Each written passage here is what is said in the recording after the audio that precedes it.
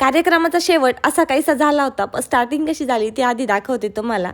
तर आज बोरनांचा कार्यक्रम होता. 8 दिवसापासूनची तयारी होती. प्रत्येक गोष्ट स्वतःच्या हाताने बनवणं, सजवणं यामध्ये काहीतरी वेगळाच आनंद होता. दागिने पण स्वतःच्या हाताने बनवले होते मी. त्यानंतर शाऊला गोड तिच्या पप्पांनी तयार केलं आणि त्यानंतर आम्ही फोटोज काढून कार्यक्रम करायला चालू केला. तर बायकांना बोलवलं होतं. हळदी-कुंकू आणि बोरनान एकाच दिवशी ठेवलेलं होतं मी. चिल्ले-पिल्ले पण आलेले होते सगळे. एकेकीने करून सगळ्यांनी औक्षण करून घेतलं आणि त्यानंतर बोरनान घालून घेतलं. श्रावा मात्र सगळ्या गोष्टी इतक्या एन्जॉय करत होती की बस माझा पप्पा करतायत सगळं माझ्यासाठी, हे पण तिला समजत होतं.